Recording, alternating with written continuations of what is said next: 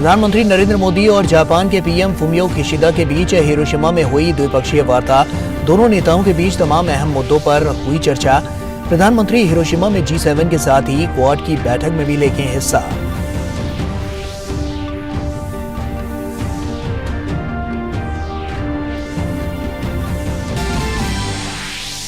Hiroshima में G7 के सम्मेलन से पहले दिन रूस यूक्रेन युद्ध, जलवायु संकट और महामारी जैसी कई चुनौतियों पर हुई बात। साझा बयान में कहा, यूक्रेन के खिलाफ रूस के अवैध, अनुचित और अकारण युद्ध के खिलाफ हम हैं एक साथ। G7 के भागीदार देश के रूप में प्रधानमंत्री नरेंद्र मोदी भी 3 औपचारिक सत्रों में लेंगे हिस्सा। दिल्ली में राष्ट्रीय राजधानी सिविल सेवा प्राधिकरण के गठन के लिए अध्यादेश पारित। दिल्ली के मुख्यमंत्री, मुख्य सचिव और गृह सचिव होंगे शामिल। दिल्ली सरकार में सेवारत समूह ए अधिकारियों और दानिस्क अधिकारियों के स्थानांतरण और पोस्टिंग पर लेंगे निर्णय। मतभेद की स्थिति में उपराज्यपाल का निर्णय होगा अंतिम।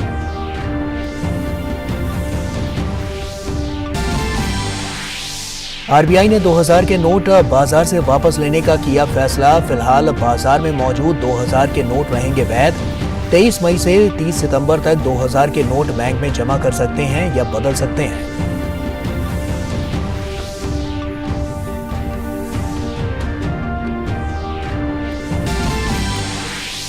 विदेशों में क्रेडिट कार्ड से खर्च पर बड़ा फैसला। आरबीआई ने कहा, इंटरनेशनल क्रेडिट कार्ड या डेबिट कार्ड के जरिए 7 लाख तक के सालाना भुगतान पर टीसीएस काटना जरूरी नहीं।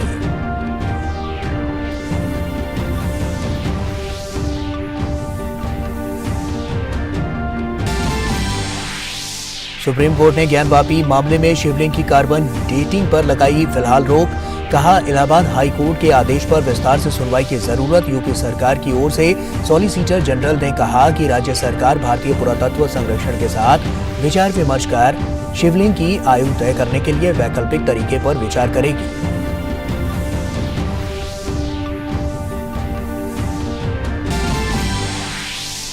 मणिपुर और जम्मू कश्मीर में साझा विश्वविद्यालय प्रवेश परीक्षा की तिथियों में परिवर्तन। मणिपुर में 29 मई से की जाएगी आयोजित, तो वहीं केंद्र शासित प्रदेश जम्मू कश्मीर में 21 से 25 मई की जगह 26 मई से किया जाएगा आयोजन।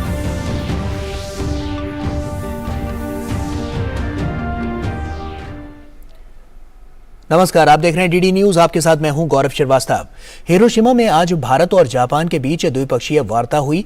जापान के प्रधानमंत्री फुमियो किशिदा ने प्रधानमंत्री नरेंद्र मोदी का स्वागत किया। दोनों देशों के बीच तमाम अहम मुद्दों पर चर्चा हुई। अपने प्रारंभिक वक्तव्य में प्रधानमंत्री नरेंद्र मोदी ने G7 बैठक में आमंत्रित करने के लिए जापान के प्रधानमंत्री का आभार जताया।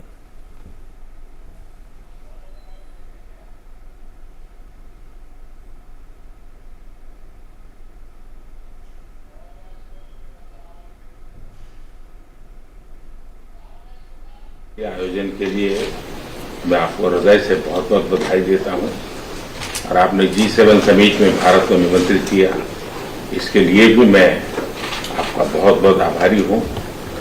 आपकी भारत यात्रा आज भी भारत के लोगों के लिए बहुत यादगार रही है और मेरे लिए बहुत खुशी की बात है कि जो बोधि वृक्ष का सैंपल आपको दिया था, जिसको आपने हिरोशिमा में लगाया, मैं समझता हूँ जैसे जैसे वो ग्रो करेगा भारत के और जापान के संबंधों को तो मजबूती देगा ही देगा, लेकिन मुझे पूरा विश्वास है कि ये वो वृक्ष है जो बुद्ध के विचारों का अमरत्व प्रदान करता है और ऐसी पवित्र वस्तु को हिरोशिमा में और आपके होम टाउन में इतने गौरव से लगाना, जब भी ये भारतीय नागरिकों को ये जानकारी मिलेगी, उनके लिए वो बहुत खुशी की पल होगी। और जापान के हिरोशिमा में शुक्रवार को 3 दिवसीय G7 शिखर सम्मेलन की औपचारिक शुरुआत हुई। नेताओं ने एक सहकारी अंतर्राष्ट्रीय समाज विषय में प्रौद्योगिकी के तेजी से प्रसार पर चर्चा की। G7 देश के नेताओं ने यूक्रेन रूस संघर्ष पर विस्तृत चर्चा के बाद एक साझा बयान जारी किया। इसमें यूक्रेन को सुरक्षा सहायता जारी रखने और रूस पर और नकेल कसने के लिए प्रतिबद्धता जताई गई। प्रधानमंत्री नरेंद्र मोदी आज सम्मेलन के 3 औपचारिक सत्रों में हिस्सा लेंगे। विश्व युद्ध के दौरान मानवता को कलंकित करने वाले घृणित कृत्यों का शिकार होने वाला जापान का शहर हिरोशिमा दुनिया एक बार फिर युद्ध के प्रभाव से जूझ रही है और विरासत में मिले अपार दुख दर्द वाला यह शहर दुनिया के सबसे शक्तिशाली 7 देशों के संगठन G7 की मेजबानी कर रहा है।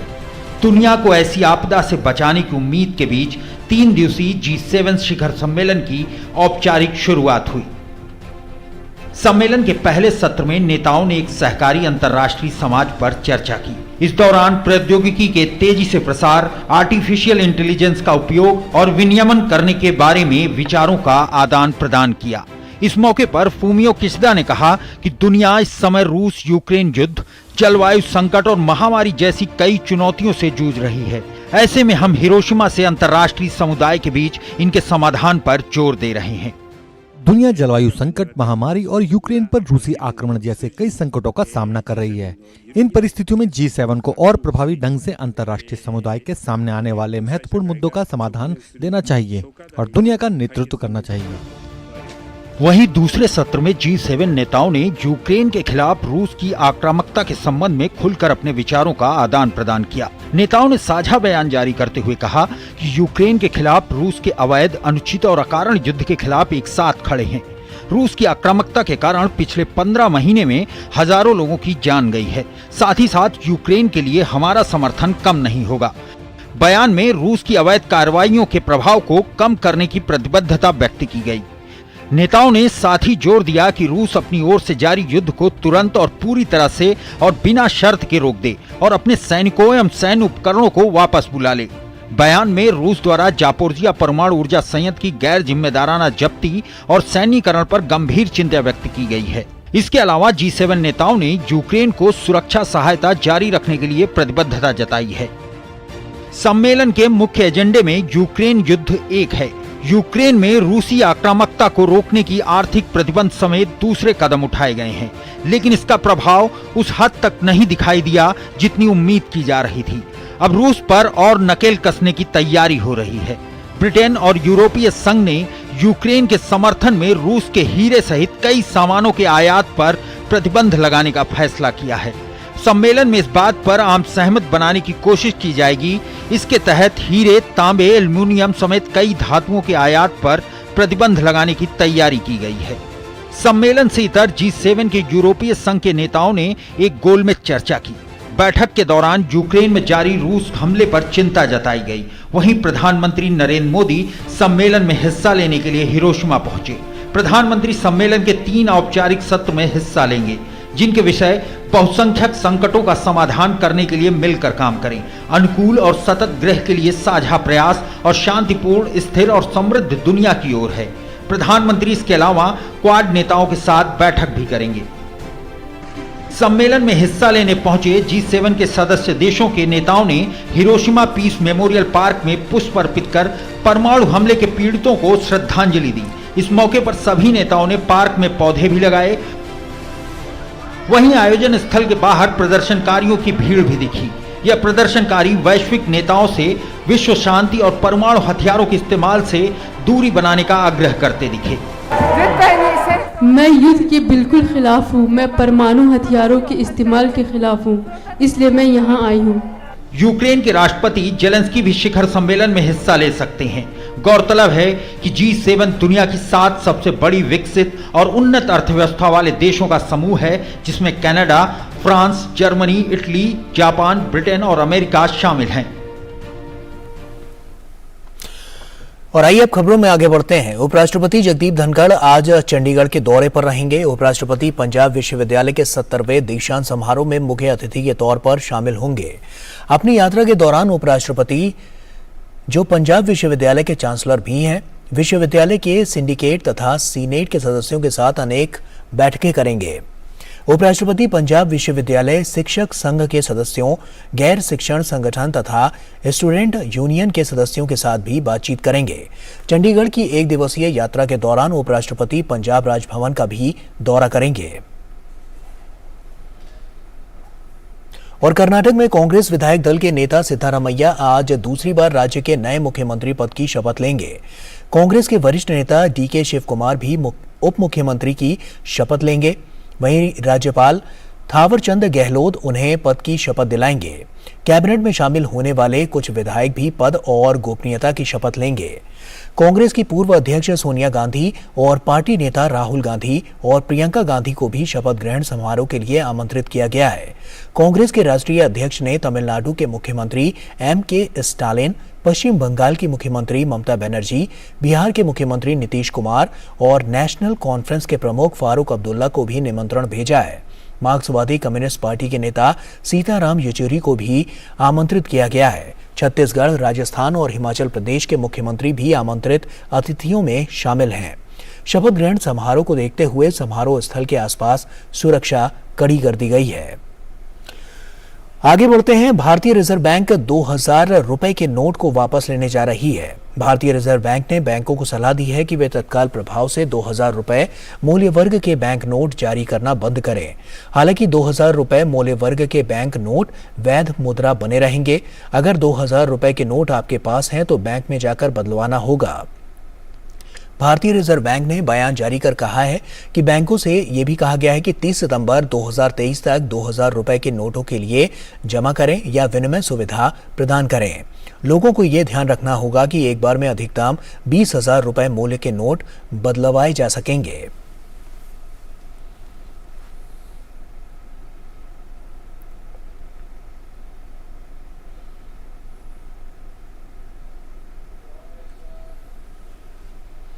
और आरबीआई ने नवंबर 2016 में आरबीआई एक्ट 1934 की धारा 24(1) के तहत 2000 के नोट जारी किए थे। आरबीआई ने कहा कि 2000 रुपए के बैंक नोटों को लाने के उद्देश्य के एक बार पूरा हो जाने के बाद 2018 से 19 में 2000 रुपए के नोटों की छपाई बंद कर दी गई थी। उस समय तक अन्य मूल्य वर्ग के बैंक नोट पर्याप्त मात्रा में उपलब्ध हो गए थे। आरबीआई ने यह भी बताया कि मार्च 2017 से पहले 2000 रुपए मूल्य वर्ग के बैंक नोटों में लगभग 89% जारी किए गए थे।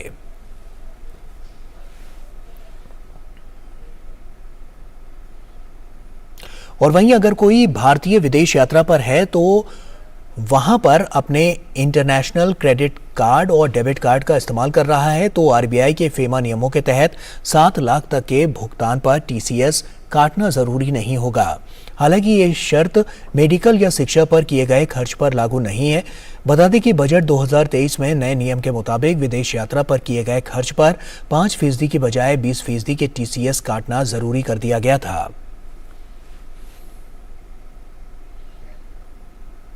एंजल टैक्स को लेकर वित्त मंत्रालय ने स्पष्टीकरण जारी किया है। बजट 2023 में एंजल टैक्स पर किए गए प्रस्ताव में सरकार ने संशोधन किया है। इसके मुताबिक एंजल टैक्स के नए नियम स्टार्टअप कंपनियों पर लागू नहीं होंगे। ऐसे सॉवरन फंड्स जिसमें किसी देश की सरकार की 75% ज्यादा हिस्सेदारी है, उसके निवेश पर एंजल टैक्स के नियम लागू नहीं होंगे। रेगुलेटेड बैंक अथवा बीमा कंपनी के द्वारा किए गए निवेश पर भी एंजल टैक्स के नियम लागू नहीं होंगे। अगर किसी कंपनी के शेयर में विदेशी पेंशन फंड या सॉवरेन फंड निवेश करता है तो भी एंजल टैक्स नहीं लगेगा। सेबी के पास पंजीकृत कैटेगरी 1 के फॉरेन पोर्टफोलियो इन्वेस्टर के निवेश पर भी एंजल टैक्स लागू नहीं होगा। 50 से ज्यादा निवेशक वाले फंड हाउस द्वारा निवेश पर भी एंजल टैक्स के नए नियम लागू नहीं होंगे। और सुप्रीम कोर्ट ने ज्ञानवापी मामले में सुनवाई करते हुए परिसर में पाए गए शिवलिंग के कार्बन डेटिंग समेत साइंटिफिक सर्वे को टाल दिया है। शीर्ष अदालत ने इलाहाबाद हाई कोर्ट के आदेश पर फिलहाल अमल नहीं करने को कहा है। सुप्रीम कोर्ट ने कहा कि इलाहाबाद हाई कोर्ट के आदेश पर विस्तार से सुनवाई की जरूरत है। उत्तर प्रदेश सरकार की ओर से सॉलिसिटर जनरल तुषार मेहता ने भी प्रधान न्यायाधीश न्यायमूर्ति DY चंद्रचूड़ से की बात से सहमति जताई है और साथ ही सॉलिसिटर जनरल ने कहा है कि शिवलिंग को कोई नुकसान नहीं होना चाहिए। उन्होंने कहा कि राज्य सरकार भारतीय पुरातत्व संरक्षण के साथ विचार विमर्श कर शिवलिंग की आयु तय करने के लिए वैकल्पिक तरीके पर विचार करेगी। गौरतलब है कि इलाहाबाद हाई कोर्ट ने ज्ञानवापी में शिवलिंग की कार्बन डेटिंग का आदेश दिया था। इसके बाद ज्ञानवापी मस्जिद प्रबंधन समिति ने सुप्रीम कोर्ट में इस आदेश को चुनौती दी थी। सुप्रीम कोर्ट ने ज्ञानवापी मामले की सुनवाई 7 अगस्त तक के लिए टाल दी है। तब तक कार्बन डेटिंग पर रोक जारी रहेगी।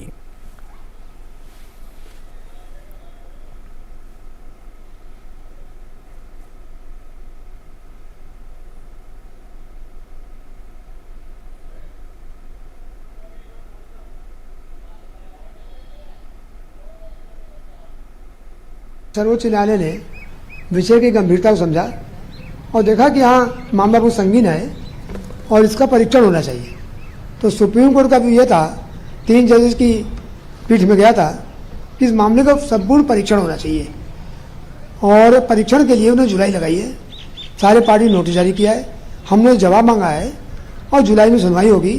तब तक प्रोसीडिंग डेफर्ड रहेगी, यानी रुकी रहेगी। और विश्वविद्यालय अनुदान आयोग यूजीसी के अध्यक्ष एम जगदीश कुमार ने कहा है कि मणिपुर में कानून व्यवस्था की स्थिति को देखते हुए राज्य में साझा विश्वविद्यालय प्रवेश परीक्षा CUET 29 मई से आयोजित की जाएगी। वहीं केंद्र शासित प्रदेश जम्मू कश्मीर में इसका आयोजन 21 से 25 मई की जगह 26 मई से किया जाएगा। इस वर्ष CUET UG परीक्षा के लिए जम्मू कश्मीर से कुल 87,309 उम्मीदवारों ने पंजीकरण कराया है।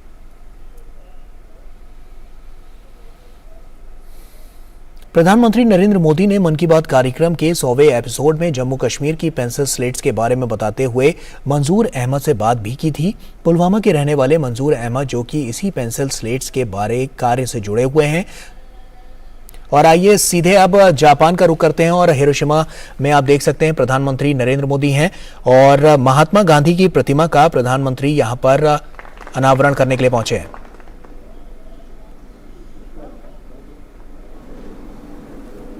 Mayor can stand with me.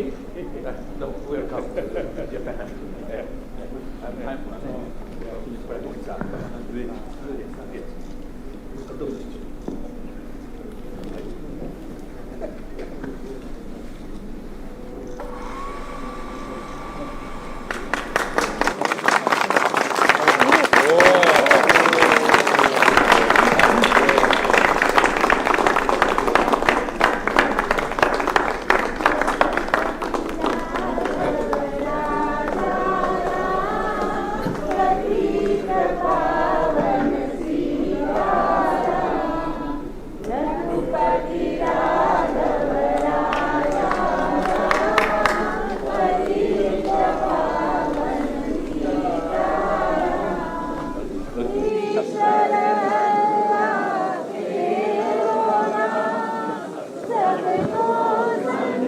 I would now like to invite the following dignitaries to kindly present floral tributes. Special Advisor to the Prime Minister Jen Nakatani, Mayor of Hiroshima City Mr. Kazumi Matsui,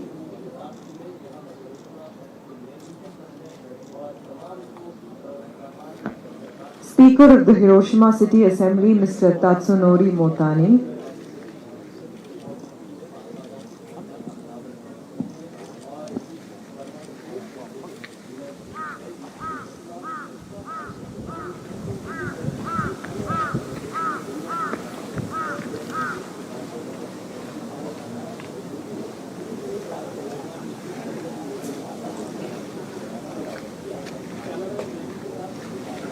Thank you.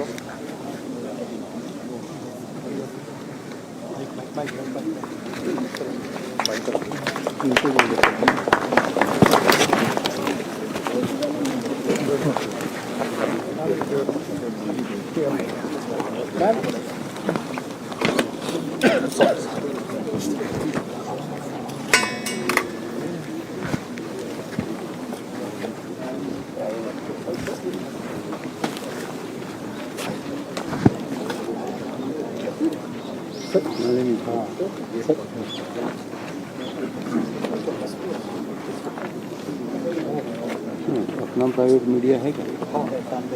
कहाँ पे है? अपना private media जो वहाँ से है।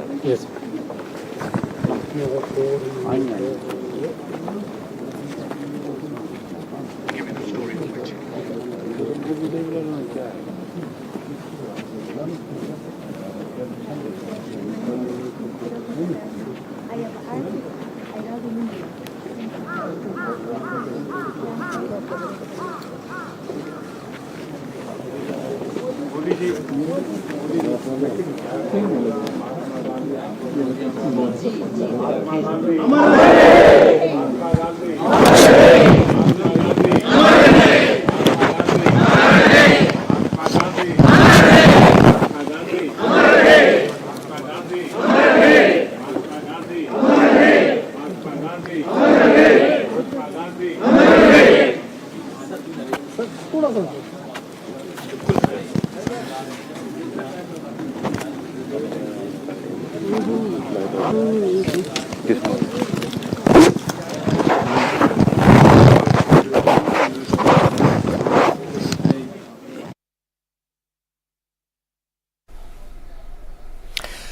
तो ये तस्वीरें हिरोशिमा जापान से आप देख रहे हैं। प्रधानमंत्री यहाँ पर भारतीय मूल के लोगों के साथ यहाँ पर मुलाकात कर रहे हैं, शिष्टाचार मुलाकात कर रहे हैं और यहाँ पर महात्मा गांधी की प्रतिमा का अनावरण करने के लिए प्रधानमंत्री नरेंद्र मोदी पहुंचे हैं और साफ तौर पर काफी महत्वपूर्ण यह पूरा दौरा है प्रधानमंत्री नरेंद्र मोदी का। हमने देखा था कल भी जिस तरह की तस्वीरें सामने आई थी, जहां पर जो भारतीय मूल के लोग हैं उन्होंने प्रधानमंत्री का गर्मजोशी के साथ स्वागत किया था।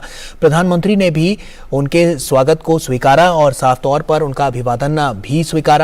और आज भी जो तस्वीरें सामने निकल कर आ रही हैं वो हम आपके साथ साझा कर रहे हैं हिरोशिमा जापान से, जहां पर आप देख सकते हैं कि भारतीय मूल के जो लोग हैं उनके साथ प्रधानमंत्री नरेंद्र मोदी यहां पर शिष्टाचार मुलाकात करते हुए और उनसे बातचीत करते हुए नजर आ रहे हैं। और आप देख सकते हैं कि लोग फोटो खिंचाने के लिए भी और जो प्रधानमंत्री की छवि है उसको देखते हुए लगातार यहां पर लोग पहले से मौजूद और प्रधानमंत्री उनका अभिवादन स्वीकार करते हुए, और ये तस्वीरें आपके सामने हैं और आप देख सकते हैं कि किस तरह से प्रधानमंत्री यहाँ पर लोगों से उन्होंने मुलाकात करी और उसके बाद अब प्रधानमंत्री यहाँ से प्रस्थान करते हुए और आगे भी जो भारतीय मूल के लोग हैं उनसे लगातार मुलाकात करते हुए प्रधानमंत्री आगे बढ़ रहे हैं। तो ऐसे में महात्मा गांधी की प्रतिमा का अनावरण करने के लिए प्रधानमंत्री नरेंद्र मोदी यहाँ पर पहुंचे और उससे पहले द्विपक्षीय वार्ता भी हुई और काफ़ी महत्वपूर्ण ये पूरा दौरा प्रधानमंत्री नरेंद्र मोदी का है। ऐसे में इस दौरे को लेकर तमाम तैयारियां हैं।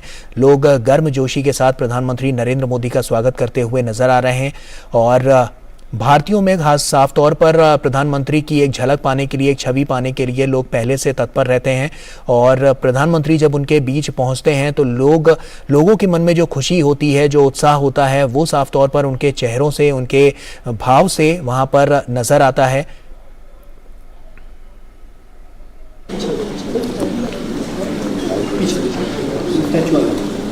कोई एक ले लो सबका, हाँ, ताकि तकलीफ ना हो, सबको उठा लीजिए। हाँ, एक दूसरे को मदद कीजिए। छोड़ दो, मैं आ गया। आप सब रेडी हो गए? उनको तकलीफ दे रहे हैं।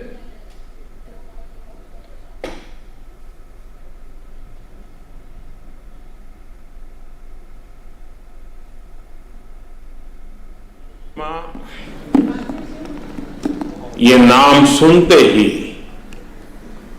आज भी दुनिया थरथरा उठती है, कांप जाती है। G7 समिट की मेरी इस विजिट में मुझे सबसे पहले पूज्य महात्मा गांधी की प्रतिमा का अनावरण का सौभाग्य मिलना, ये अपने आप में एक बहुत ही बड़ा सुयोग है। आज विश्व क्लाइमेट और आतंकवाद की लड़ाई से जूझ रहा है। पूज्य बापू के आदर्श क्लाइमेट के साथ जो लड़ाई है उसे जीतने का उत्तम से उत्तम मार्ग है। उनकी जीवन शैली प्रकृति के प्रति सम्मान, समन्वय और समर्पण का उत्तम उदाहरण रही है। उसी प्रकार से बुद्ध और गांधी की धरती जिसने विश्व को शांति का संदेश दिया, हिरोशिमा की धरती पर, और जापान जो कि भगवान बुद्ध के विचारों के से पल्लवित पोषित है, वहां पूज्य बापू की प्रतिमा अहिंसा के, करुणा के उन विचारों को आगे ले जाने में बहुत बड़ी प्रेरणा बनेंगे। मेरे लिए खुशी की बात है कि जापान के प्रधानमंत्री पिछले दिनों जब भारत आए थे तो मैंने उन्हें बौद्ध गया से लाया हुआ एक पवित्र वृक्ष का पौधा दिया था और आज उन्होंने मुझे बताया कि उन्होंने उस बोधि वृक्ष का पौधा था वो हिरोशिमा के गार्डन में लगाया है ताकि हिरोशिमा आते ही याद आते ही शांति के महत्व दुनिया समझ सकती है। मैं पूज्य बापू को आदरपूर्वक श्रद्धांजलि देता हूं। मैं हिरोशिमा का मेयर का, यहाँ की काउंसिल का, जापान गवर्नमेंट का हृदय से आभार व्यक्त करता हूं कि उन्होंने पूज्य बापू की प्रतिमा को यहाँ पर स्थान दिया और मुझे आज उसका लोकार्पण करने का अवसर दिया है। हम सब पूज्य बापू के आदर्शों को जानने का, जीने का और जगत के कल्याण के रास्ते पर चलने का प्रयास करें, यही उनको सच्ची श्रद्धांजलि होगी। बहुत बहुत धन्यवाद। तो प्रधानमंत्री नरेंद्र मोदी को आप सुन रहे थे।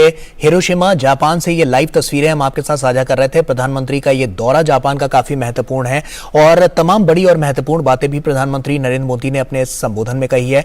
प्रधानमंत्री ने सबका शुक्रिया अदा किया है और जिस तरह से जो अनावरण किया गया है इस मूर्ति का, तो उसको लेकर भी प्रधानमंत्री नरेंद्र मोदी काफी खुश नजर आए और उन्होंने एक बात का जिक्र यहाँ पर किया कि जो पौधा उन्होंने दिया था जब फुमियो किशिदा भारत आए थे उसके बाद, तो आज जब द्विपक्षीय वार्ता हुई उस बैठक से पहले भी प्रधानमंत्री ने अपने संबोधन में इस तरह की बातें रखी। उन्होंने कहा कि वो पौधा जो लेकर आए थे वो हिरोशिमा के गार्डन में लगाया गया है, जो कि उनके लिए काफी खुशी का पल रहा और साफ तौर पर प्रधानमंत्री ने इस बात को भी यहाँ पर उजागर किया। और इसके अलावा क्लाइमेट चेंज को लेकर जब बात होती है तो प्रधानमंत्री ने उसका भी जिक्र किया और जो वैश्विक चुनौतियां लगातार सामने आ रही हैं प्रधानमंत्री ने उसका जिक्र किया है। और सुधाकर हमारे सहयोगी हमारे साथ फोन लाइन पर जुड़ चुके हैं। सुधाकर, प्रधानमंत्री नरेंद्र मोदी ने तमाम बड़ी और महत्वपूर्ण बातें कही हैं। ऐसे में अगर हम बात करें तो आने वाले समय के लिए जो लक्ष्य है वो और ज्यादा निर्धारित होता हुआ नजर आ रहा है कि जो अब जो वैश्विक चुनौतियां हैं उनका समाधान तलाशने के बाद अब कहीं ना कहीं एक अमली जामा उसको पहनाते हुए नजर आएंगे और एक फोकस साफ तौर पर प्रधानमंत्री नरेंद्र मोदी की बात में नजर आया है।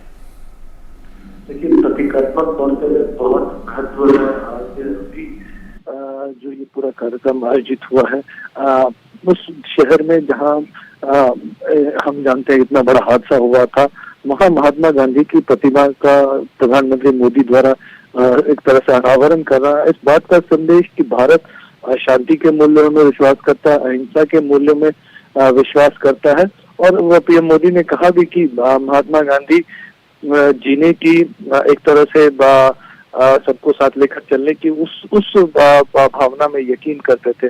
और आज दुनिया चाहे पर्यावरण से जुड़ी हुई चुनौतियां हो या आतंकवाद से जुड़ी हुई चुनौतियां जिस तरह से सामना कर रही है, तो उसमें गांधी जी के जो मूल्य है, आदर्श है, जो उन्होंने साथ मिलकर सम्मान के साथ सबको लेकर चलने की बात की थी, तो वो एक तरह से रास्ता दिखाते हैं। तो उसकी बात प्रधानमंत्री मोदी ने सामने रखी। तो बहुत एक महत्वपूर्ण कार्यक्रम, बहुत महत्वपूर्ण शुरुआत इस वक्त जब G7 में दुनिया के खास तौर से बड़े औद्योगिक देश मिलकर चर्चा कर रहे हैं उन चुनौतियों का जिसका मुकाबला साथ मिलकर किया जा सकता है, चाहे वो फूड क्राइसिस की बात हो, एनर्जी क्राइसिस की बात हो या फिर शांति स्थिरता के लिए मिलकर काम करने की बात हो, तो उसमें गांधी जी के संदेश बहुत बड़ा रास्ता दिखाते हैं। उन रास्तों पर चलने की कोशिश की जाए। तो ये एक पीएम मोदी का बड़ा संदेश इस वक्त यहाँ से हिरोशिमा से निकल कर जा रहा है। आज गांधी के संदेशों की दुनिया की जरूरत है। गांधी के मूल्य, गांधी जी के संदेश दुनिया को रास्ता दिखाते हैं। उन्होंने जिक्र भी किया कि हिरोशिमा में ही उनको जापान के प्रधानमंत्री ने बताया कि जो उन्होंने गिफ्ट किया था बोधि वृक्ष जो बोधगया से लाया गया था, उस बोधि वृक्ष को जापान के हिरोशिमा के पार्क में ही लगाया गया है। तो महात्मा बुद्ध का जो संदेश था, महात्मा गांधी का जो संदेश था, और दोनों ही एक तरह से अहिंसा में विश्वास करने वाले ऐसे लोग थे। तो उन संदेशों को आगे बढ़ाने की जरूरत है। तो एक टोन सेट कर दिया है भारत का क्या अप्रोच रहने वाला है G7 के मंच पर। उसकी भी एक झलक, उसका भी एक संदेश अभी इस कार्यक्रम से मिलता है। गौरव, सुधाकर, प्रधानमंत्री नरेंद्र मोदी महात्मा गांधी के विचारों से काफी प्रभावित रहे हैं और कहीं ना कहीं अब ये जो अनावरण भी प्रधानमंत्री नरेंद्र मोदी ने किया और उसके बाद उनके विचारों को वैश्विक स्तर पर भी एक बड़ी और नई ऊंचाइयों तक ले जाने का काम भी प्रधानमंत्री नरेंद्र मोदी यहां पर करते हुए नजर आ रहे हैं। बिल्कुल सही कहा आपने। गौरव, हमने देखा है कि पीएम मोदी ने महात्मा गांधी के विचारों को न सिर्फ अपनी जिंदगी में उतारा है, बल्कि वो लगातार जो अपने गवर्नेंस मॉडल में उनके विचारों को कैसे जगह दी जाए उसकी लगातार कोशिश की है। और सीधे जब बात करें प्रधानमंत्री मोदी के गवर्नेंस मॉडल की, तो उसमें सबसे पहले उनकी जो चिंता होती है कि किस तरह से जो आम व्यक्ति है, जो गरीब व्यक्ति है, सरकार की नीतियों से उसका फायदा पहुंचे, उसका आत्मविश्वास बढ़े। और अब देखिए, जो एक इंक्लूसिव अप्रोच खासतौर से बीते 8-9 वर्षों में नजर आया है,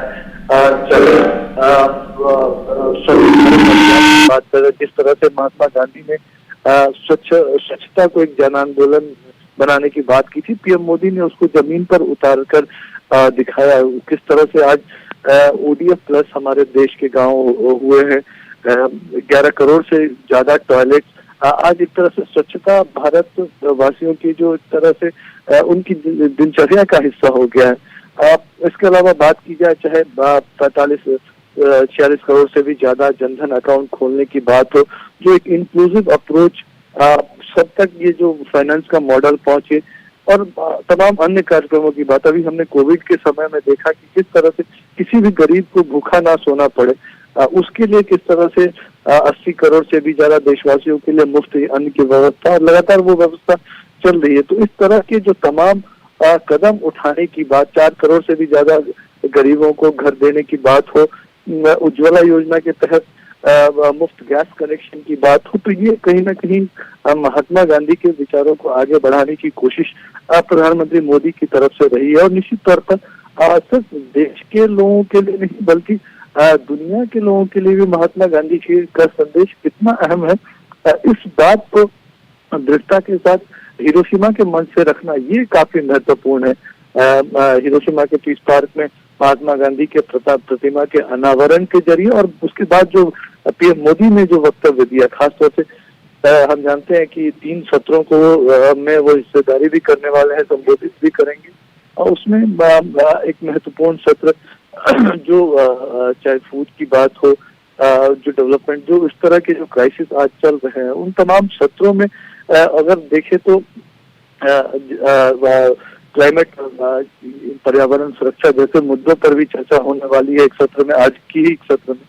तो उसमें महात्मा गांधी के विचार किस तरह से प्रभावी हैं, आतंकवाद से जूझ रही दुनिया में महात्मा गांधी के विचारों को क्यों आगे बढ़ाने की आवश्यकता है, और हिरोशिमा में आकर ये संदेश देना अपने आप में महत्वपूर्ण हो जाता है, जिसने परमाणु हमले की त्रासदी देखी है। और यही वजह है कि आज महात्मा गांधी के विचारों को अपने जीवन में अपनाने वाले प्रधानमंत्री नरेंद्र मोदी ने G7 की इस बैठक के दौरान हिरोशिमा शहर में महात्मा गांधी के प्रतिमा के अनावरण के जरिए भारत की तरफ से एक बहुत बड़ा संदेश दिया। करो बिल्कुल सुधाकर, एक तरफ तो जब हम देख रहे हैं कि प्रधानमंत्री नरेंद्र मोदी जिस तरह से वैश्विक पटल पर भी अब महात्मा गांधी के मूर्ति का जिस तरह से उन्होंने अनावरण किया, और शांति स्थिरता की जब हम बात करते हैं तो कहीं ना कहीं ये एक मुद्दा भी अब की बार G7 की इस बैठक में भी काफी महत्वपूर्ण हो जाता है। तो कहीं ना कहीं अगर हम दोनों बातों को देखें तो दुनिया भी अब अहिंसा की तरफ बढ़ती हुई नजर आ रही है, क्योंकि प्रधानमंत्री नरेंद्र मोदी ने शुरुआत से ये मूल मंत्र दिया है कि शांति और स्थिरता बनाना ही इस पूरी दुनिया के लिए सबसे अच्छा और कारगर हथियार साबित हो सकता है। बिल्कुल बिल्कुल, देखिए बीते कई दशकों में पीएम मोदी इस बात को कहते रहे कि दुनिया इस बात को देख चुकी है कि जो कंसोलिडेशन से, इस तरह से संघर्षों से, हिंसा से किसी चीज का हल नहीं निकाला जा सकता। आज इसको यूक्रेन क्राइसिस के संदर्भ में भी अगर समझने की कोशिश की जाए तो एक बड़ा संदेश है महात्मा गांधी की प्रतिमा का अनावरण। डायलॉग और डिप्लोमेसी ही विवादों को हल करने का रास्ता जरिया हो सकता है, और भारत ने यही एक रवैया अपनाया है। हम जानते हैं, आप याद कीजिए उस दिन को भी जब प्रधानमंत्री मोदी की मुलाकात रूस के राष्ट्रपति से हुई थी, तो उन्होंने कहा था कि ये समय युद्ध का नहीं, आज राष्ट्रपति जेलेंस्की से भी उनकी मुलाकात होने वाली है। लेकिन भारत में प्रधानमंत्री मोदी ने इस संदेश को दे दिया है कि भारत हमेशा शांति का पक्षधर, संवाद का पक्षधर, अहिंसा का पक्षधर रहा है। तो ये एक बड़ा संदेश इस मौके पर प्रधानमंत्री मोदी ने दिया है। सुधाकर, इसके अलावा भी हम जब बात करें तो कहीं ना कहीं जब ज़ेलेंस्की से मुलाकात होगी वो मुलाकात भी देखने वाली होगी, क्योंकि जिस तरह की स्थितियां वैश्विक स्तर पर है उसमें एक बड़ी चुनौती के तौर पर रूस यूक्रेन वॉर को भी देखा जा रहा है, क्योंकि उससे तमाम चीज़ें प्रभावित हुई हैं। तो ऐसे में कहीं ना कहीं प्रधानमंत्री वहाँ भी कुछ नया रास्ता दिखाते हुए नजर आएंगे, कोई मूल मंत्र देते हुए नजर आएंगे?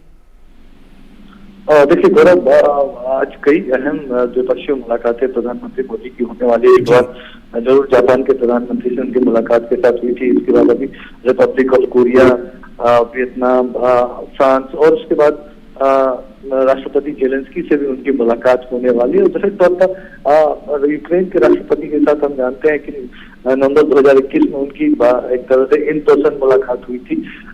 बीच में वो लगातार संवाद करते रहे। आपको याद होगा गौरव कि किस तरह से पीएम मोदी का जो एक केमिस्ट्री थी वर्ल्ड लीडर के साथ, उनके आग्रह पर किस तरह से वहाँ युद्ध स्थगित किया गया था। उन मुश्किल परिस्थितियों में भी देश के 20,000 से भी ज्यादा विद्यार्थियों को सुरक्षित वापस लाने में सफल रहे थे और भारत का झंडा किस तरह से एक तरह से सुरक्षित की गारंटी बना था। लेकिन निश्चित तौर पर आज पीएम मोदी जब उनसे मुलाकात करेंगे, संवाद करेंगे, तो किस तरह से शांति स्थिरता के उपायों को संवाद के जरिए, डायलॉग डिप्लोमेसी के जरिए कैसे आगे बढ़ाया जा सकता है और भारत की अगर उसमें कोई भूमिका हो सकती है तो उसकी तरफ पेशकश भी प्रधानमंत्री कर सकते हैं। तो ये निश्चित तौर पर काफी महत्वपूर्ण एक मुलाकात रहने वाला है जिस पर दुनिया की भी नजर है। सुधाकर, औद्योगिक दृष्टि से अगर हम देखें तो साफ तौर पर G7 के जो तमाम देश हैं वो काफी निपुण इसमें नजर आ रहे हैं। तो ऐसे में भारत के लिए जो संभावनाएं हैं वो क्या और ज्यादा प्रभावित होती हुई नजर आएंगी? बिल्कुल बिल्कुल। देखिए G7 के जो तमाम सदस्य देश हैं उनके साथ भारत की जो इकोनॉमिक रिलेशंस हैं, खासतौर से अगर कहें तो काफी गहरे रिलेशंस हैं। और कोविड के बाद हमने देखा कि किस तरह से चीन की वजह से जो ग्लोबल सप्लाई चेन वो प्रभावित हुआ, तो उसमें एक जो ट्रस्टेड पार्टनर भारत को माना गया और भारत को आज एक सॉल्यूशन प्रोवाइडर के तौर पर देखा जाता है। आपने कल सुना होगा जो डिजिटल मिनिस्टर जापान के, उन्होंने यूपीआई की किस तरह से वकालत की, यूपीआई को अपनाने की कोशिश करेगा जापान।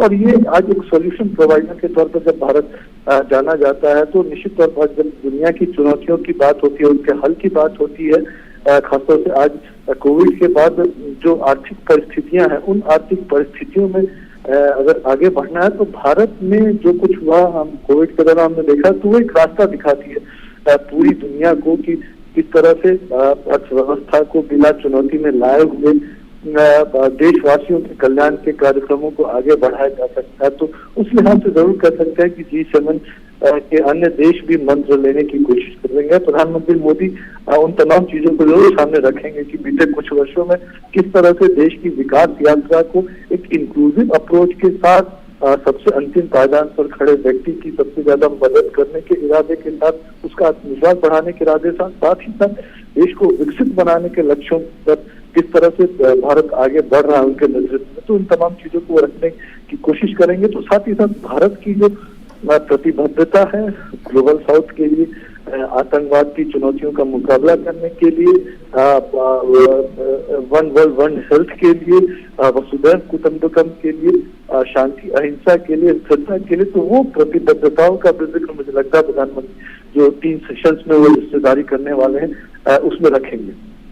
सुधाकर, अभी जब प्रधानमंत्री नरेंद्र मोदी ने मीडिया के सामने अपनी बातें रखी, उसमें उन्होंने क्लाइमेट चेंज को लेकर भी और जो एनवायरनमेंट है उसको लेकर भी अपनी बात यहाँ पर रखी थी। ऐसे में क्लाइमेट चेंज कितना बड़ा मुद्दा यहाँ पर G7 के इन देशों के बीच इस बैठक में नजर आ रहा है और द्विपक्षीय जो वार्ता लगातार अब होती हुई नजर आएगी उसमें भारत का किस तरह से रुख रहने वाला है, क्योंकि क्लाइमेट चेंज को लेकर हमने देखा है कि प्रधानमंत्री नरेंद्र मोदी ने शुरुआत से ही अभी तक अपनी बात प्रबल दावेदारी के साथ रखी है। तो ऐसे में वैश्विक स्तर पर इस चुनौती से निपटने के लिए कितना बड़ा समाधान यहां से निकलता हुआ नजर आएगा? देखिए निश्चित तौर पर भारत ने एक रास्ता दिखाया है पर्यावरण सुरक्षा से जुड़े मसलों को किस तरह से हल किया जा सकता है बिना जो विकास की गतिविधियों में रुकावट डाले हुए। तो एक भारत ने उसका रास्ता दिखाया है। आज सबसे सस्ती सोलर एनर्जी है तो दुनिया में कहीं बन रही है तो हिंदुस्तान में बन रही है। जो हमारा जो एनर्जी मिक्स है उसमें किस तरह से जो नॉन फॉसिल फ्यूल्स है उसकी मात्रा बढ़ी है। हम जानते हैं कि जो टारगेट हमने तय किया था जो नॉन फॉसिल फ्यूल्स का, उसको समय से पहले हमने किस तरह से हासिल किया है। उजाला जैसे कार्यक्रमों के जरिए किस तरह से आज देश में बिजली बचाई जा रही है। नो इफेक्ट नो डिफेक्ट के मंत्र पर चलते हुए किस तरह से हम अपने मैन्युफैक्चरिंग उद्योग को आगे बढ़ा रहे हैं। तो पर्यावरण की सुरक्षा विकास के आड़े नहीं आ सकती है। इसका एक मॉडल भारत ने दिखाया, प्रधानमंत्री मोदी ने दिखाया है और निश्चित तौर पर दुनिया भर के लिए एक प्रेरणा है। हम जानते हैं कि आज चाहे इंटरनेशनल सोलर अलायंस की बात हो, जो CTRI की बात हो, डिजास्टर रिलीजियस इंफ्रास्ट्रक्चर, जो उसके लिए भारत ने एक कोलिशन बनाया है। तो ये तमाम एक तरह से पहलू भारत के नेतृत्व में एक रास्ता दिखा रहा है। उसकी बात प्रधानमंत्री मोदी हम कह सकते हैं उन्होंने की है और उसमें उन्होंने कहा जरूर कि महात्मा गांधी के विचार एक रास्ता हम सबको, पूरी दुनिया को दिखाते हैं किस तरह से इन चुनौतियों का सामना करना है। बिल्कुल, शांति और स्थिरता के लिए काफ़ी महत्वपूर्ण भी हो जाता है और गांधी जी के जो विचार रहे हैं, उनके जो आदर्शों को प्रधानमंत्री नरेंद्र मोदी लगातार देखते हुए उनके विचारों को अपने अंदर लेते हुए, और यही जो एक स्थितियां हैं वो वैश्विक स्तर पर प्रधानमंत्री सबको देते रहे हैं और यही विचार आने वाले समय के लिए एक मजबूत, कह सकते हैं देश ही नहीं बल्कि विश्व का निर्माण करते हुए नजर आएंगे। शुक्रिया सुधाकर तमाम जानकारियां हमसे साझा करने के लिए। आगे बढ़ते हैं। असम में नदी तट धार्मिक पर्यटन सर्किट के विकास के लिए गुवाहाटी में भारतीय अंतर्देशीय जलमार्ग प्राधिकरण, सागरमाला विकास निगम लिमिटेड, असम पर्यटन विकास निगम और अंतर्देशीय जलमार्ग परिवहन विभाग, असम सरकार के बीच एक समझौता ज्ञापन पर हस्ताक्षर किए गए। असम के मुख्यमंत्री डॉक्टर हेमंत बिस्वा शर्मा और केंद्रीय पत्तन, पोत, परिवहन और जलमार्ग और आयुष मंत्री सर्बानंद सोनोवाल ने इस ऐतिहासिक हस्ताक्षर समारोह के वो साक्षी बने। केंद्रीय मंत्री सोनोवाल ने आशा जताई है कि समझौते से असम में पर्यटन का विकास होगा। I believe this is a kind of new dimension to the growth of industry of tourism in the state of Assam, and I believe if this can be successfully operated tomorrow, then definitely whatever water body, waterways we have been gifted by God in Assam will be well developed, and it will give us a mileage for our future overall growth of our economy and our society. और प्रधानमंत्री मोदी के नेतृत्व में act east policy का लाभ असम को कैसे मिल रहा है, देखते हैं इस विशेष रिपोर्ट में। क्लीं क्लीं कामाख्या। कामाख्या मंदिर 64 शक्तिपीठों में से एक और करोड़ों लोगों की आस्था का प्रतीक, जहां मां के दर्शन के लिए लोग देश विदेश से आते हैं। सिर्फ कामाख्या मंदिर ही नहीं बल्कि चक्रेश्वर मंदिर, पांडुनाथ मंदिर, अश्वक्लंता मंदिर, औनती सत्रा मंदिर, दौल गोविंदा मंदिर और उमानंदा मंदिर तक श्रद्धालु पहुंचते हैं। या तो ये मंदिर पहाड़ों की ऊंचाई पर हैं या ब्रह्मपुत्र नदी से घिरे हुए हैं। और इन्हीं श्रद्धालुओं का सफर सरल और सुगम बनाने के लिए रिवर राइन बेस्ड टूरिज्म सर्किट के तहत फ्यूनिकुलर ट्रॉली सिस्टम और फेरी सेवा की शुरुआत की जाएगी। इस परियोजना की शुरुआत का कारण एक और भी है कि गुवाहाटी के नॉर्थ को साउथ से जोड़ने के लिए एकमात्र जरिया ब्रिज से होकर जाता है, जिसके कारण रूट लंबा होता है, जिससे समय सीमा बढ़ जाती है। लोगों को इस परियोजना के तहत सुविधा देने का प्रयास किया जा रहा है। गुवाहाटी के इन स्थलों तक पहुंचने का रास्ता हनुमान घाट, जो कि उजान बाजार में है, वहां से शुरू होगा, जो 7 ऐतिहासिक मंदिरों को जोड़ेगा। इस फेरी सेवा से कुल यात्रा समय कम होकर 2 घंटे के अंदर सीमित हो जाएगी। वहीं घाट से कामाख्या मंदिर तक फ्यूनिकुलर ट्रॉली के माध्यम से 500 से 700 मीटर की दूरी 3 मिनट में तय किया जा सकेगा। वहीं पूर्णतः दूरी घटकर 54 किलोमीटर तक रह जाएगी। बात करें उमानंदा मंदिर की भी, तो वहां की दूरी जलमार्ग से मात्र 18 किलोमीटर तक ही रह जाएगी। MOPSW के अंतर्गत सागरमाला परियोजना के तहत इस परियोजना को मजबूती मिल रही है, जिसमें SDCL और IWAI का 55% और असम टूरिज्म डेवलपमेंट कॉरपोरेशन के साथ BIWD का 45% योगदान शामिल है। यह पहल प्रधानमंत्री नरेंद्र मोदी के एक्ट ईस्ट पॉलिसी को दर्शाता है, जो देश को विकास की ओर निरंतर बढ़ा रहा है। और केंद्रीय गृह मंत्री अमित शाह आज गुजरात के दौरे पर रहेंगे। गांधीनगर नगर निगम के विभिन्न विकास कार्यों का उद्घाटन और शिलान्यास करेंगे। अमित शाह द्वारिकाधीश मंदिर में पूजा अर्चना करेंगे। द्वारिका में national academy of coastal policing यानी कि NACP के स्थायी कैंपस का शिलान्यास करेंगे। शाम को गांधीनगर लोकसभा क्षेत्र में खिलौना वितरण कार्यक्रम में शामिल होंगे। अपने दौरे के दौरान अमित शाह आदि शंकराचार्य सहजानंद सरस्वती से भी मुलाकात करेंगे।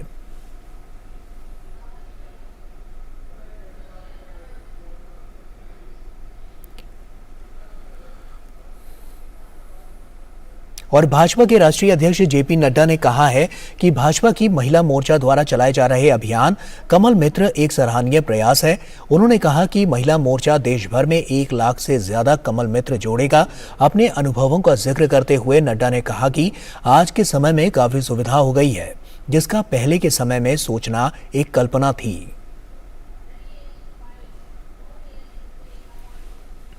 मुझे कुछ दिनों पहले वानती जी ने बताया था कि इस तरीके से हम कमल मित्र की कल्पना को लेकर के आगे बढ़े हैं और इसमें हम प्रत्येक लोकसभा में 200 कमल मित्र बने और कमल मित्र आगे चल कर के सभी को ट्रेनिंग के माध्यम से कोशिश करते हुए लगभग 1 लाख कमल मित्र बनाने की हमने योजना बनाई है। और देश के विदेशी मुद्रा भंडार में इजाफा हुआ है। देश का विदेशी मुद्रा भंडार 12 मई को समाप्त सप्ताह में 3.55 अरब डॉलर उछलकर 599.52 अरब डॉलर हो गया। भारतीय रिजर्व बैंक ने शुक्रवार को ये जानकारी दी। इससे पिछले सप्ताह देश का कुल विदेशी मुद्रा भंडार 7.196 अरब डॉलर उछलकर 595.976 अरब डॉलर हो गया।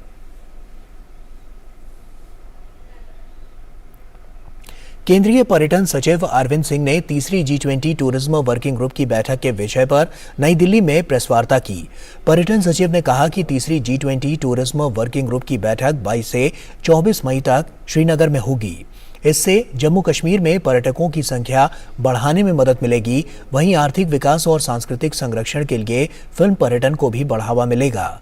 पर्यटन सचिव ने कहा कि भारत की G20 अध्यक्षता के तहत पर्यटन क्षेत्र देश की पर्यटन पेशकशों को उजागर करने और इसकी सफलता की कहानियों को वैश्विक मंच पर साझा करने के लिए एक बेहतरीन अवसर प्रदान कर रहा है।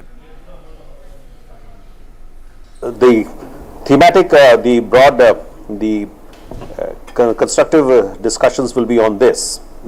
These 2 draft documents that we finalize, and they will be adopted in the 4th working group meeting, followed by the ministerial conference at Goa in June. Now, side by side, there will be side events, very important side events. The first one on the 22nd itself, when the delegation reaches Srinagar, will be on film tourism, where we will have representatives of the film industry from India and abroad. We'll have leading production houses. We'll have the G20 delegates. We'll have Indian delegates also who will participate on a discussion on film tourism and how it's in, how sharing of best practices, how other countries have adopted these practices to showcase their country. और उधर कर्नाटक में कांग्रेस विधायक दल के नेता सिद्धारमैया आज दूसरी बार राज्य के नए मुख्यमंत्री पद की शपथ लेंगे। कांग्रेस के वरिष्ठ नेता DK शिवकुमार भी उप मुख्यमंत्री की शपथ लेंगे। राज्यपाल थावरचंद गहलोत उन्हें पद की शपथ दिलाएंगे। कैबिनेट में शामिल होने वाले कुछ विधायक भी पद और गोपनीयता की शपथ लेंगे। कांग्रेस की पूर्व अध्यक्ष सोनिया गांधी और पार्टी नेता राहुल गांधी और प्रियंका गांधी को भी शपथ ग्रहण समारोह के लिए आमंत्रित किया गया है। कांग्रेस के राष्ट्रीय अध्यक्ष ने तमिलनाडु के मुख्यमंत्री MK स्टालिन, पश्चिम बंगाल की मुख्यमंत्री ममता बनर्जी, बिहार के मुख्यमंत्री नीतीश कुमार और नेशनल कॉन्फ्रेंस के प्रमुख फारूक अब्दुल्ला को भी निमंत्रण भेजा है। मार्क्सवादी कम्युनिस्ट पार्टी के नेता सीताराम येचुरी को भी आमंत्रित किया गया है। छत्तीसगढ़, राजस्थान और हिमाचल प्रदेश के मुख्यमंत्री भी आमंत्रित अतिथियों में शामिल हैं। शपथ ग्रहण समारोह को देखते हुए समारोह स्थल के आसपास सुरक्षा कड़ी कर दी गई है और कमांडर अभिलाष टॉमी इस साल ओशियन सेलिंग की गोल्डन ग्लोब रेस में दूसरे स्थान पर रहे और उन्होंने अपनी सेल बोट में अकेले 200 से अधिक दिन बिताए। दुनिया का चक्कर उनके भारत लौटने के बाद हमारी संवाददाता नंदिता डागर ने उनसे बात की। बॉलीवुड म्यूजिक कंपोजर साजिद ने भी एक गीत तैयार किया है जो इस ऐतिहासिक दौड़ की बात करता है। कमांडर अभिलाष टोमी जो कि एक फॉर्मर नेवल ऑफिसर हैं, कीर्ति चक्र विनर हैं, एविएटर रह चुके हैं नेवी में, उन्होंने भारत के तिरंगे को और भारत की शान को बहुत ज़्यादा बढ़ाया है क्योंकि दुनिया की सबसे ज़्यादा टफ, सबसे ज़्यादा चैलेंजिंग ओशियन सेलिंग रेस में वो दूसरे नंबर पर आए हैं। कमांडर टॉमी, शुक्रिया डीडी न्यूज़ से बात करने के लिए। ये जो रेस है, क्योंकि इसमें आप ज़्यादा मॉडर्न इंस्ट्रूमेंट्स यूज़ नहीं कर सकते, जीपीएस वगैरह, सितारों की कॉन्स्टलेशंस और सेक्सटेंट की वजह से जो शायद 17वीं 18वीं सदी में यूज़ होते थे, उनको आपने यूज़ किया। तो इसके अलावा और क्या क्या चैलेंजेस आए आपकी इस सेलिंग रेस में? बोट को काफ़ी डैमेज हुआ था इस रेस में, तो वो सब रिपेयर करके मुझको वापस आना पड़ा। केप हॉर्न के पास सेल्फ स्टीयरिंग टूट गया था एंड उधर एक जुगाड़ रिपेयर करके मैं बोट को वापस लेके आया हूँ। इसके अलावा रेस स्टार्ट करने से पहले मेरा जो बोट है बायनत, उसका एक कोलिशन हुआ एक शिप के साथ और उसको रिपेयर करने में काफ़ी पैसा और वक्त लग गया। कमांडर टॉमी, जब आपने 2018 में जब आपका एक बड़ा ही सेटबैक लगा था क्योंकि आप स्ट्रैंडेड हो गए थे वेस्टर्न ऑस्ट्रेलियन कोस्ट पर, सदर्न इंडियन ओशन में, बड़ा एफर्ट हुआ था आपको रेस्क्यू करने का, आप बेड रिडन भी रहे, प्रधानमंत्री मोदी ने आपसे फ़ोन पर बातचीत की, आपका मोराल भी बढ़ा होगा। उसके बाद मन की बात में आप एक बड़ी ही इंस्पायरिंग स्टोरी पेश हुए। वो सेटबैक के बाद जब एक बैक में टाइटेनियम का इंसर्ट हो जाए, उसके बाद ये चैलेंज लेना, उसको कभी मन में ऐसा आया कि नहीं, एक सेटबैक हो चुका है, दोबारा ना करूं? नहीं, मैं तो मतलब नौसेना में हूँ और सेटबैक से डील करना तो हमारा it's a part of our life and हमारा ट्रेनिंग ऐसा है कि हम कभी हार नहीं मानते एंड मुझको कभी ये नहीं लगा कि ये मैंने गलत डिसीजन लिया है या फिर ये क्यों कर रहा हूँ फिर से। तो हाँ, मतलब अगर फिर से ऐसा मेरे साथ हो तो मैं यही करूँगा, दोबारा यही करूँगा। साजिद जी, बॉलीवुड में तो कंपोज करते रहते हैं हीरोज़ के ऊपर, ये एक असली लाइफ के हीरो हैं, इनके ऊपर कंपोज करना कैसे अलग था? 200-250 दिन कोई समंदर में अकेला एक छोटी सी कश्ती में पूरे वर्ल्ड का चक्कर काटे। आई मीन, तो इट इज़ समथिंग जिसने मेरी रात की नींद उड़ा दी है। एंड सुबह 4 बजे आई फेल्ट मेरी आंखें बंद थी और अभिलाष टॉमी का चेहरा मेरे सामने था and I could the first thing came into my line, this सारे जहां से अच्छा हिंदुस्तान हमारा। इन्होंने हमारा जब तिरंगा हिलाया, जब मैंने वो शॉट देखा तो I really felt touched and I thought के I should do something for him. और प्रधानमंत्री नरेंद्र मोदी ने मन की बात कार्यक्रम के 100वें एपिसोड में जम्मू कश्मीर की पेंसिल स्लेट्स के बारे में बताते हुए मंजूर अहमद से बात भी की थी। पुलवामा के रहने वाले मंजूर अहमद, जो कि इसी पेंसिल स्लेट्स के कार्य से जुड़े हैं, साथ ही दूसरों को रोजगार भी दे रहे हैं। मंजूर अहमद ने दूरदर्शन से बात करते हुए बताया कि उन्हें काफी खुशी है कि प्रधानमंत्री मोदी ने उनके कार्यों की प्रशंसा की और जिसके लिए आभार भी जताया। अचानक मुझे फ़ोन आया कि नमस्कार, मैंने भी नमस्कार किया। फिर उन्होंने बताया कि मैं प्राइम मिनिस्टर आपका पीछे मैंने बात किया मन की बात में, तो मैंने फिर नमस्कार किया। तो तब मैं बहुत मतलब खुशी से मैं पागल हो गया, मतलब उछल रहा था कि इतनी खुशी हो गई कि प्राइम मिनिस्टर में मुझ गरीब से मतलब मज़दूर से बात कर रहा है। कि तभी पूछा उन्हें कैसा लगा, कैसा है अभी, तो फिर मैंने बताया कि जब से मन की बात में आई तब से हमारा काम भी दुगना हो गया और हमारा 1-2 महीने में और, क्योंकि हमें ये लगा कि हमें भी कोई ऊपर मतलब है, मतलब जो शाबाशी दे रहा है कि तो हम भी आगे थोड़ा इसको बढ़ाएंगे कि लोगों का भी रोज़गार बने और हमारा भी रोजी रोटी चले। कान फिल्म फेस्टिवल में इस बार भारतीय फिल्मों और कलाकारों की धमक खूब देखने को मिल रही है। इंडिया पवेलियन में आज केंद्रीय सूचना एवं प्रसारण राज्य मंत्री डॉक्टर एल मुरुगन ने भी शी शाइन सिनेमा में महिलाओं की भूमिका विषय पर हुए सत्र की अध्यक्षता की और भारतीय सिनेमा में महिलाओं के रोल को रेखांकित किया। इस बार 4 भारतीय फिल्में यहां प्रदर्शित की जा रही हैं, जिनमें से एक ईशा नाउ है, जिसे प्रदर्शित किया गया। कान फिल्म फेस्टिवल का चौथा दिन आज भारत के लिए खास रहा। आज मणिपुरी फिल्म ईशानाओ कांस क्लासिक सेक्शन में दिखाई गई। भारतीय लेखक अरिबम श्याम शर्मा की ईशानाओ, जिसे सन 1991 में कान में अनसर्टन रिगार्ड सेक्शन में प्रदर्शित किया गया था, 32 साल बाद एक पुनर्स्थापित संस्करण में कान फेस्टिवल में लौटी है। ईशानाओ इन 4 भारतीय फिल्मों में से है जिन्हें इस बार कान फिल्म फेस्टिवल में प्रदर्शित किए जाने के लिए चुना गया। डीडी न्यूज ने ईशानाओ की टीम से खास बातचीत की तो उन्होंने फिल्म से जुड़े अपने अनुभव साझा किए। Regional language film is a film. Films are the same thing. It does not depend on the language, but each work and each making of the style, and its theme and its portrait is the most important thing. That is why regional language also be able to be in Cannes. वहीं India pavilion में केंद्रीय सूचना एवं प्रसारण राज्य मंत्री doctor L Murugan ने she shine cinema में महिलाओं की भूमिका विषय पर एक सत्र की अध्यक्षता की। इस मौके पर उन्होंने कहा कि महिलाएं देश को और सिनेमा को लीड कर रही हैं। उन्होंने तमिल सिनेमा का उदाहरण देते हुए बताया कि तमिल सिनेमा कंटेंट आधारित होता है। डॉक्टर मुरुगन ने कहा कि महिलाओं के सशक्तिकरण के लिए भारत सरकार कई योजनाएं चला रही है।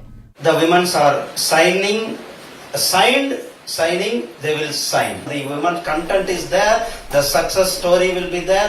Definitely the movie will be hit. That is our Indians' mind. That is there.